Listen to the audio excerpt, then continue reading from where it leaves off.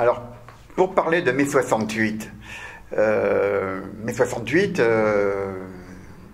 il y avait eu le quartier latin qui était en pleine animation avec les étudiants. Et ça a démarré fin avril 1968 et puis ça a commencé début mai 68. Et puis ça c'est sorti du contexte des étudiants pour s'enchaîner sur le contexte revendicatif des syndicats dans les grosses entreprises. Alors une des premières entreprises qui en France s'est mise à occuper les usines, donc après que les étudiants aient occupé les facultés, ça a été Renault à Boulogne-Billancourt, puis dans les autres usines de Renault, puis dans pas mal d'usines. Et comme dans les départements de la Seine-Saint-Denis, on avait quand même beaucoup de grosses usines, à l'époque c'était un département très industriel, avec naturellement beaucoup d'organisations syndicales, ben on s'est retrouvé que là-dessus, on était en train de voir au niveau des deux syndicats qui existaient à l'époque, donc il y avait le syndicat Force ouvrière et puis il y avait le syndicat de la CGT.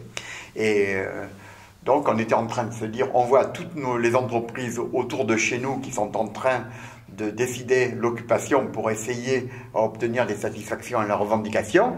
Et puis, qu'est-ce qu'on fait nous? On voyait pas loin de chez nous Idéal Standard, qui était une entreprise donc à la limite de Sevran et d'Aulnay-sous-Bois, qui s'est mis en occupation. Plus près de chez nous, on avait l'usine West Angus qui venait de se mettre aussi en grève. Et donc là-dessus, j'avais une responsabilité syndicale et là-dessus, le samedi, j'appelle, alors à l'époque il n'y avait pas de téléphone portable, c'était très très compliqué, je téléphone au responsable du syndicat CGT et puis je lui dis qu'est-ce qu'on fait, il y a pas mal d'usines autour et puis les syndicats m'ont contacté, ils me demandent si on a l'intention d'occuper l'usine. Il me dit il faut qu'on se voie et puis il vient chez moi, on en parle un petit peu et puis il me dit si on lance une grève, on ne peut pas lancer la CGT tout seul, il faut se mettre d'accord avec l'autre syndicat de l'usine qui est Force ouvrière.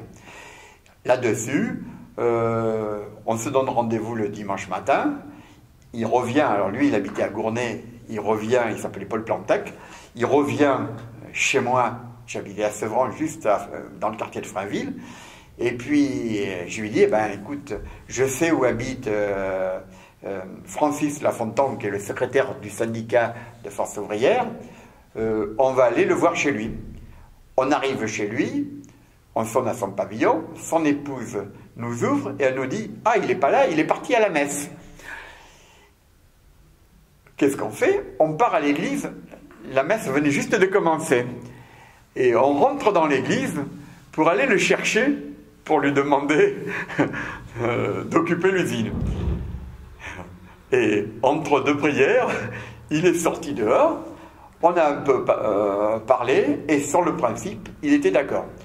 Là-dessus, on décide de faire un tract pour... Alors à l'époque, c'était pareil, il n'y avait pas les moyens d'offset qu'il y a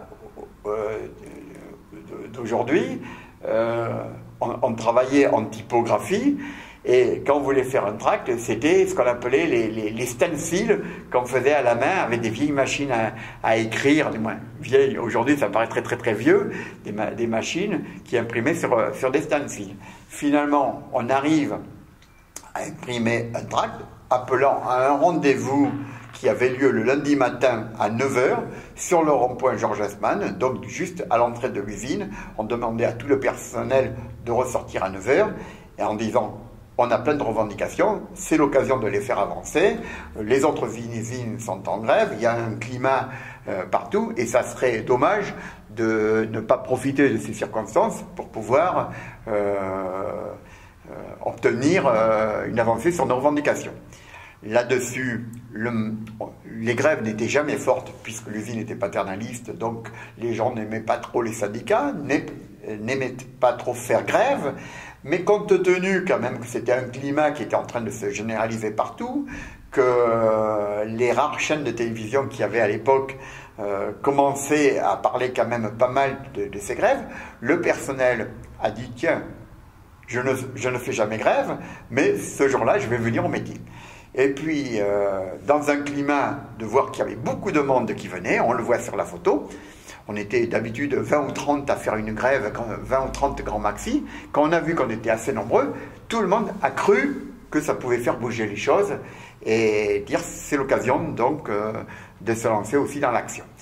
On a décidé la grève, on est rentré dans l'usine, des responsables syndicaux ont fermé la grille derrière, ont commencé à enchaîner une chaîne avec un cadenas autour de la grille pour que l'on ne puisse pas ouvrir les portes. On a commencé à mettre un piquet de grève à la petite porte qui était à côté de l'endroit, en fait, l'endroit où rentrait le personnel, à côté de la loge des pompiers. Et puis, on s'est réunis sur le tas de charbon qui se retrouvait donc à côté de la chaufferie de l'époque. Et là-dessus, on a fait voter tout le monde l'occupation de la grève, grève illimitée. C'est-à-dire tous les jours, meeting le matin entre 9h et 10h, pour faire le point de l'avancée de nos revendications, et en disant, maintenant on va organiser des réunions pour rassembler les revendications de chaque service, et on va aller les déposer à la direction. L'usine s'organise en grève, et on devient Sevran, Kodak, usine occupée. Là-dessus, naturellement, ça ne plaît pas à tous ceux qui ont été contre la grève. Certains, d'habitude, se retrouvaient en large majorité, mais là, ils se retrouvent en totale minorité, dont tous les cadres de l'usine, qui, naturellement, pour ne pas se faire mal voir, étaient toujours contre les grèves. Et puis là-dessus, on arrive à la porte de l'usine, et les cadres, les non-grévistes, disent « Mais nous, on n'est pas grévistes, mais on veut rentrer ». On leur répond, non, non, on occupe l'usine. Ah oui, oui, mais il y a des questions de sécurité, et puis moi j'ai mes problèmes. Alors on dit, c'est pas compliqué, nous on va aller négocier ça avec la direction.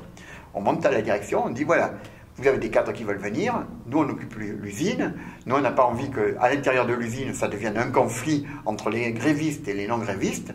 On prend la responsabilité de l'occupation de l'usine. Ils savaient le climat qui était général partout, la direction avait peur, et là-dessus, ils nous disent, bon ben, on va regarder, et nous on leur dit, voilà, on accepte qu'il y ait que 7-8 personnes de la direction qui aient le droit de rentrer dans l'usine pour jouer ce rôle de direction, et donc le directeur, le sous-directeur, le chef du personnel, et puis naturellement, ils nous donnent quelques noms, mais naturellement, ils ne nous donnent pas tous les noms.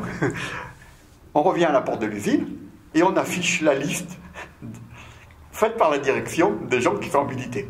Certains ont très mal pris le fait que même leur directeur ne les avait pas choisis en disant « Ah ben avec tout ce que j'ai fait, mais comment ça se fait qu'ils m'ont pas désigné, ils ont été désignés un tel, et puis pourquoi pas moi ?»